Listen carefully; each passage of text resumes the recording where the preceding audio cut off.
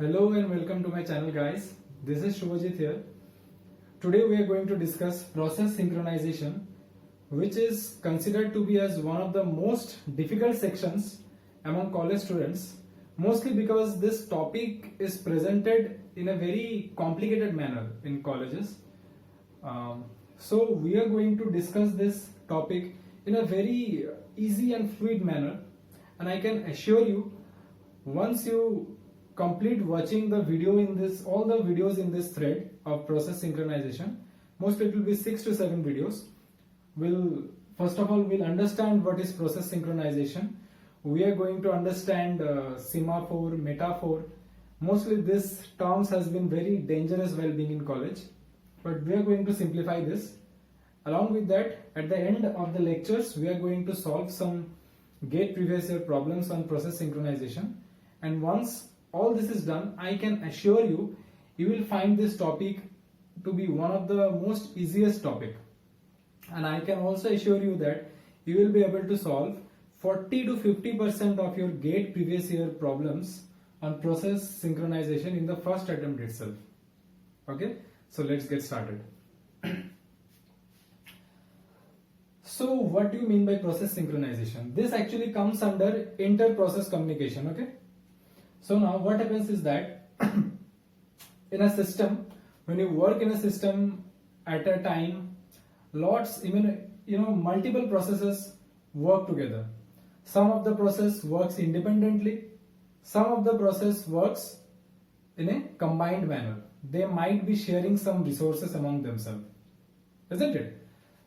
Just for example, when we work in our offices, some of the work we do alone, independently. Some of the work we do it in a combined manner, in group projects, where some of the work, maybe once I complete this much portion of the work, then the other guy will start from that portion and he will do the rest of the work. So we work in collaboration. Similarly, in our computer system as well, there are multiple processes which are running together. Some of the processes are running independently, some of them are running in a joint fashion. Okay. So now, the process synchronization means when two processes works with each other in a synchronized manner. Means, let's say there are two processes, P1 and P2. Okay. So, P1 and P2 should work at the same rate. Otherwise, their synchronization will get disturbed. Just for example, I am giving a lecture here and you are listening the lecture. So now, if the rate at which I am giving the lecture is higher than the rate at which you are receiving the lecture, then there will be a disconnection between us, okay? And so there will be a problem in synchronization among us.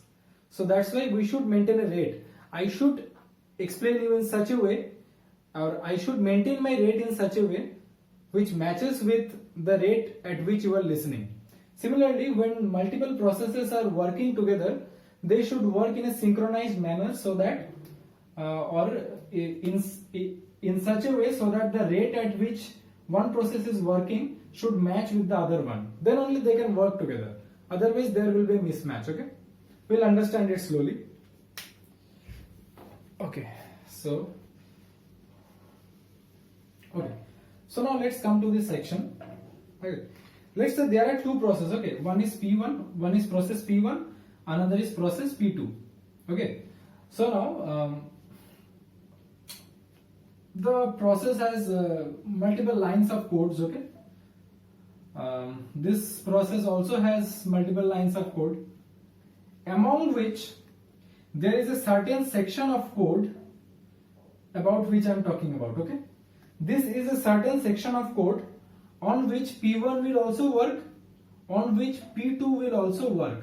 Or I mean to say that this section of code will deal with certain resources which are common.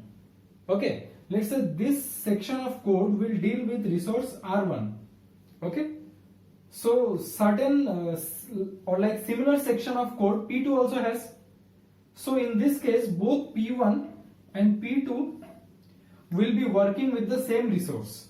So when both will be working with the same resource, again as I said, they has to maintain a synchronization among themselves. Okay, their rate should match. Now what do we mean by rate? We'll understand it now.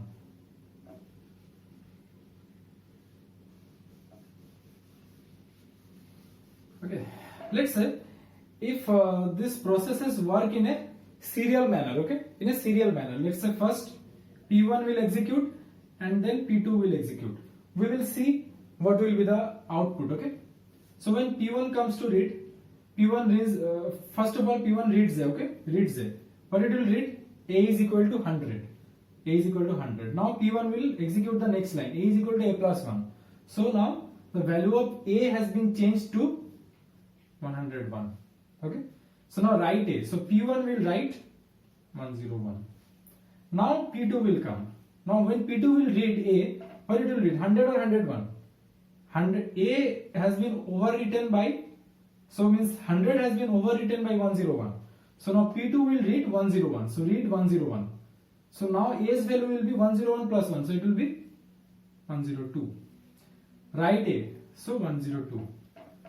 So if they work in a serial fashion, we see that the final output after at first P1 has worked, then P2 has worked, and when this serial fashion of working is done, the final output is 102. Okay, this much is clear? Fine. Now let's come to the point where there is a problem in such cases, where there is some shared resources. Okay. Now which is our shared resources here? Can anyone tell me? It is A. Okay. A is our shared resource here. Okay. Again, let's come to the problem. A is 100. Okay. Now we'll start from P1 again.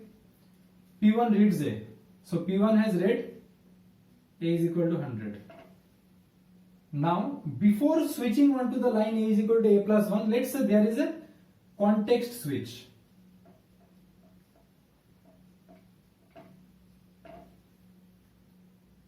Okay. So in context switch, what happens is that context switch means what? So let's say P1 was working here. Okay, P1 was working here. Now P1 got some urgent call. Let's say IO operation or something. P1 got some urgent call and P1 has to leave. As of now, it will save whatever work it has done till now, okay, in its process control board, and then it will leave. And in place of that, another process will get the space. Fine. So context switch is this. So now what will happen? Let's say P1 context switches at this point. So P1 will save whatever it has done till this point in the PCB. Okay.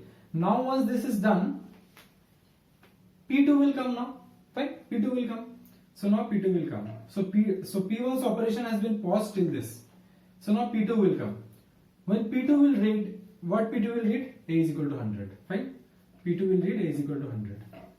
Now P2 will do A is equal to A plus 1. In case of P2, there is no context switch. Let us assume. Okay. So A's value will be converted to 101. Isn't it? Now write A. So it will write 101. Okay. It will write 101. So now 101 will be written by P2. Now let's say once P2 has completed, and by that time P1 has also completed its urgent call, and now P1 will again return back to this point. Okay. So now when P1, now after P1 returns to this point, from where P1 will start? P1 will not start from here.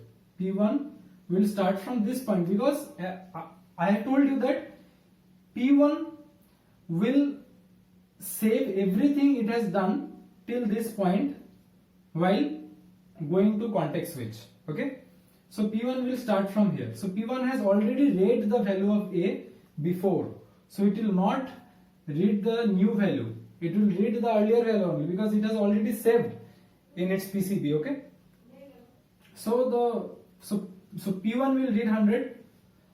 So after reading 100, this line will be executed, and according to P1, A's value will be Okay, age value will be 101, 101, and this value will be written.